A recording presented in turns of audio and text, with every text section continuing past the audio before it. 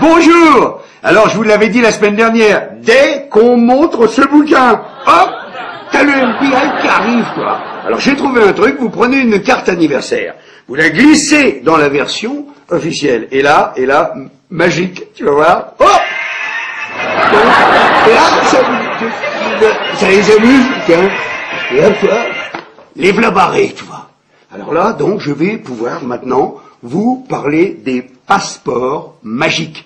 Alors, il faut savoir, au lendemain du 11 septembre, hein, donc vous vous souvenez, hein, il y a les deux avions rentrent dans les tours, les deux tours s'écroulent jusqu'à leur fondement, il y a ça de poussière partout dans toute la ville. Hein. Et là, il y a un gars, il se promène comme ça, tout d'un coup il fait « Oh, dis donc, bon, qu'est-ce que c'est que ça ?» Il bute dans un truc, tu vois. Alors il fouille avec sa main, toi, dans sa poussière, et qu'est-ce qu'il ressort? Il ressort, tu vas pas me croire, il ressort un passeport du pirate de l'air, d'un des pirates de l'air, un passeport intact, même pas brûlé, rien du tout, je l'ai, le passeport, regarde, hop, le voilà, avec l'estampille, officiel FBI, pas brûlé, rien, tu vois, extraordinaire. Alors, la question, c'est, est-ce que vous trouvez ça troublant? C'est ça la question. Comme ils sont pas encore revenus, je vais vous en montrer un autre. Le dernier avion, c'est Chanceville, il tombe dans la forêt.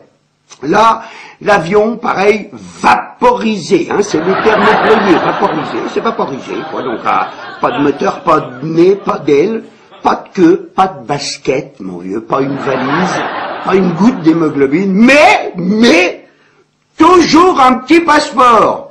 Ça, c'est le clin d'œil américain. Faut toujours retrouver au moins un petit passeport. Hop, le voilà, ce passeport. Mais alors là, celui-là, un passeport brûlé, hein, comme vous voyez, mais brûlé correctement, hein. Et ça, c'est du fait main, ça, c'est fait aux hippos, ça, tu vois, là, il faut brûler, mais qu'on voit bien quand même la tête, tu vois, le nom et le prénom. Sinon, ça n'a aucun intérêt, voilà. Alors, je me disais, mais ils sont où nos journalistes d'investigation? On avait des journalistes d'investigation, c'est passé où?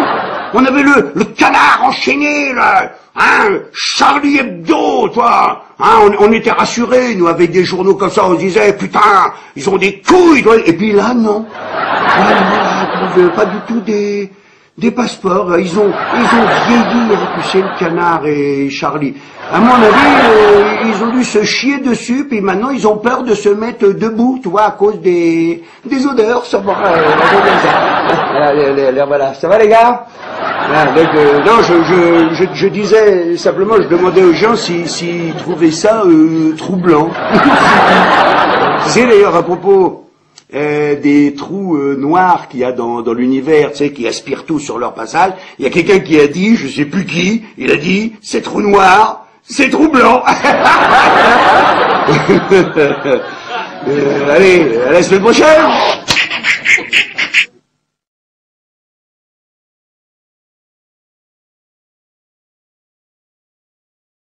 Bonjour.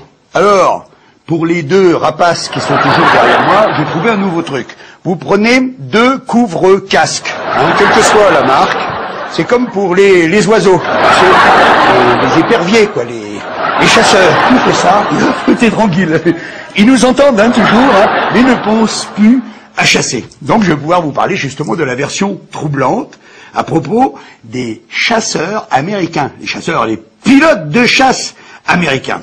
Là-dedans, c'est très précis, on nous dit, attention, qu'à 8h13, entre 8h13 et 8h14, il y a un avion qui est détourné, on le sait, hein. Ah oui, on le sait par un message radio, je regarde mes petites notes, hein. L'avion, il a coupé son transpondeur, c'est interdit complètement, puis surtout, il a changé d'itinéraire, hein. C'est un avion, il allait sur l'est, tout d'un coup, clac, à angle droit, il coupe et il fonce sur New York, hein. Attention. Bon, 32 minutes plus tard, le premier avion, comme on l'a tous vu, frappe la première tour. 32 minutes, c'est énorme. Là, aucun chasseur ne décolle. C'est quand même un petit peu troublant, tu vois, parce que le chasseur décolle normalement automatiquement. Ils sont prêts 24 heures sur 24.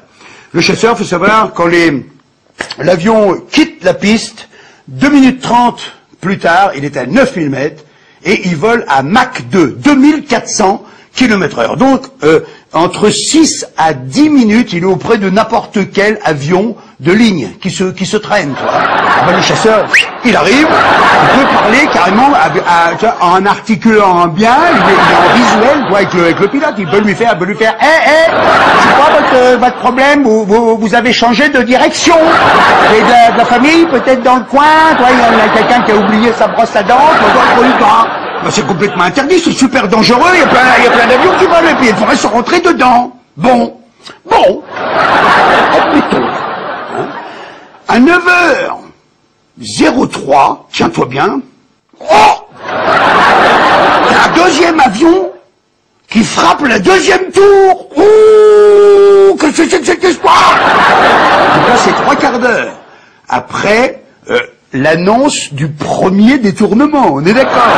Donc, si tu veux, côté chasseur américain, normalement, il devrait s'installer comme une espèce de petite méfiance quand même dans le groupe des chasseurs. Penses-tu? Le chasseur coule tranquille, pas bouger. Alors on ne sait pas ce qui s'est passé, peut-être la machine à café elle était en panne, ils n'ont pas pu les appeler, ils étaient sur vibreur, on ne sait pas.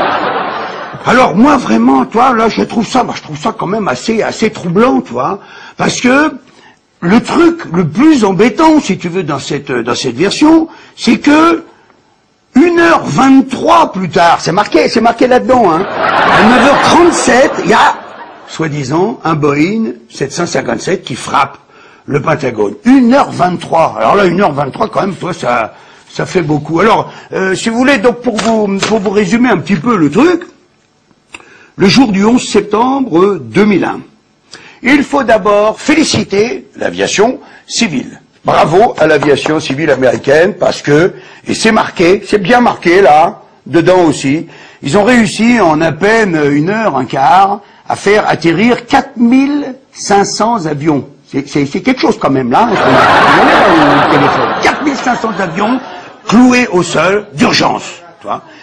En revanche, les militaires, ce jour-là, les militaires de l'armée la plus puissante du monde, n'ont pas réussi à faire décoller un seul chasseur. C'est quand même troublant ça, non? Mais enfin, rassurez-vous, il y a quand même une morale dans tout ça, c'est que tous les militaires qui n'ont pas fait donc décoller les chasseurs, ils n'ont pas été punis, ils ont été promus. Ils auraient dû être punis normalement, mais ils ont été promus. Voilà mes amis, ce que je voulais vous dire, la semaine prochaine, ne manquez pas la semaine prochaine parce que je vais m'adresser directement à Barack Obama, hein, donc ne manquez pas. Et puis surtout merci pour tous les encouragements que vous m'envoyez. C'est très très gentil. Je suis un petit peu seul hein, dans cette histoire, donc ça fait super plaisir. Et puis souvenez-vous que plus vous êtes nombreux, plus je suis fort.